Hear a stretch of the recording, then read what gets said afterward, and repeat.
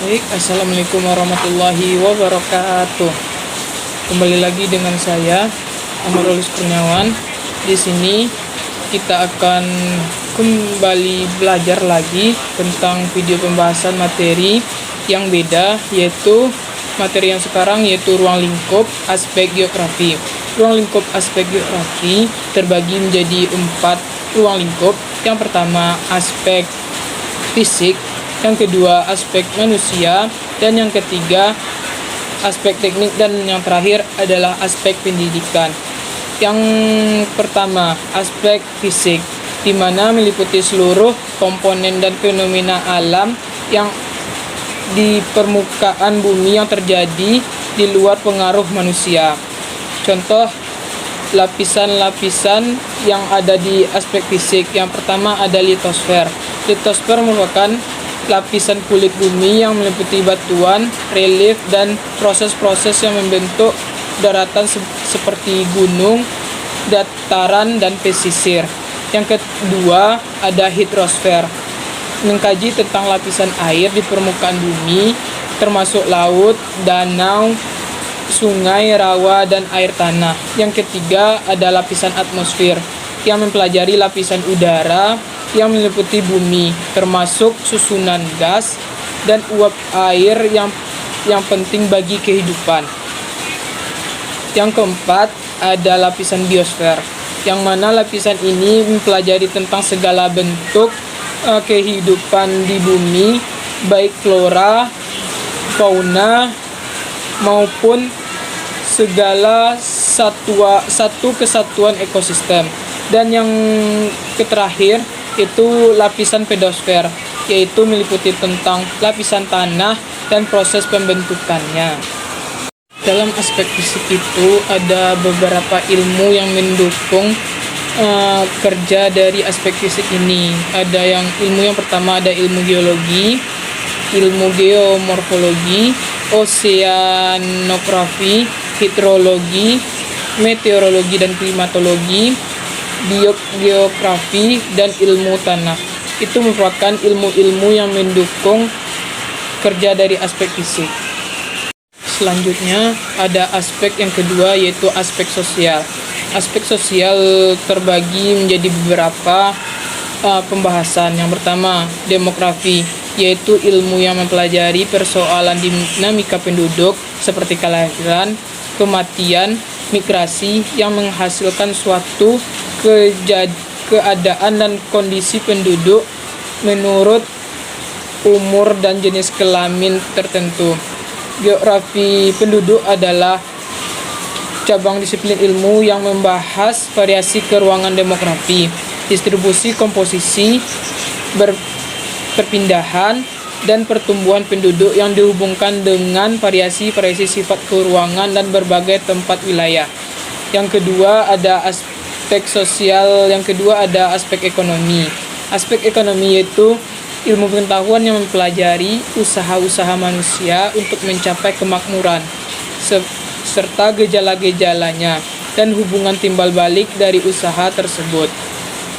Geografi ekonomi ini membahas bagaimana manusia mengeksploitasi sumber daya alam, menghasilkan barang dan barang konsumsi, dan lokasi persebaran kegiatan produksi dan interaksi antar wilayah.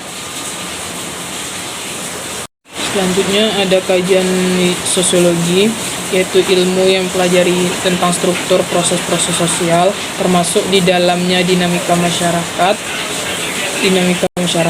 Geografi sosial adalah ilmu geografi yang khusus mempelajari lingkungan manusia. Di dalamnya terdapat proses, struktur, dan perubahan sosial, sehingga memiliki kesamaan dan perbedaan dengan wilayah lain dalam konteks keruangan.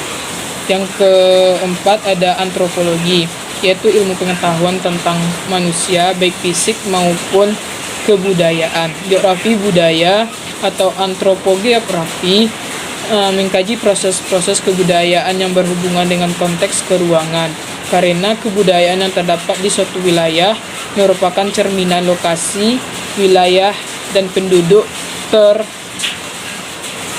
penduduk yang mendiami wilayah tersebut.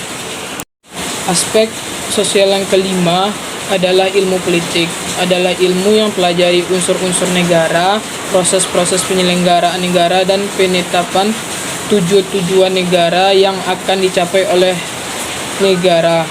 Geografi politik adalah ilmu yang mempelajari keragaman ruang muka bumi atau keanekaragaman wilayah yang didasarkan kepada aktivitas politik manusia yang ada di dalamnya. Jadi, geografi politik tidak mempelajari tentang unsur-unsur negara secara langsung, tetapi mempelajari kehidupan manusia di suatu tempat, ruang permukaan bumi dari aspek kehidupan politiknya. Yang terakhir ada desa dan kota. Geografi desa mempelajari ciri, pola, struktur, dan lingkungan dan interaksi keruangan dari penduduk desa. Selain itu, dipelajari pola kondisi sosial budaya desa yang menunjang aktivitas primer dalam hubungannya dengan wilayah lain sekitarnya. Geografi kota mempelajari pemusatan keruangan tempat tinggal dan aktivitas manusia di kota. Setelah aspek sosial ada yang ketiga, yaitu aspek teknik. Aspek teknik yang pertama ada kartografi, adalah ilmu dan seni yang menggambarkan permukaan bumi pada bidang datar dengan menyajikan data hasil pengujian dan pengumpulan data, gejala permukaan bumi yang telah dilakukan oleh surveyor, geografi dan kartograf. Yang kedua, sistem informasi geografi atau SIG, yaitu teknik penyajian informasi dengan cara overlay, sejumlah peta, teknik informasi baru dalam setiap produk dan analisisnya. Yang ketiga, penginderaan jauh, yaitu ilmu dan seni untuk mendapatkan informasi mengenai suatu objek, daerah atau gejala dengan menganalisis data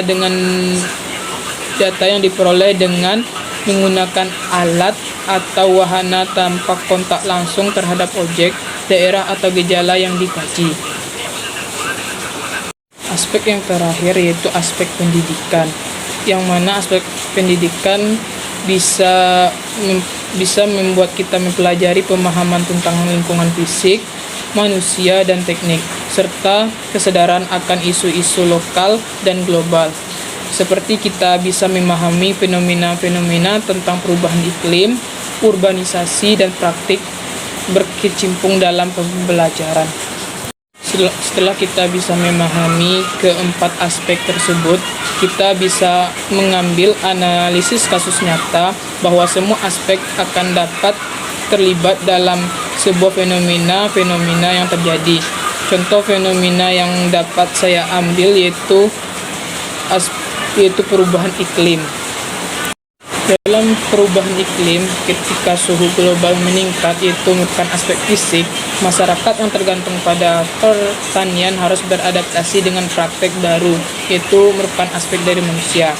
Hal ini dapat mempengaruhi ekonomi lokal karena hasil pertanian menurun, yang membuat aspek ekonomi yang terlibatnya pada aspek ekonomi.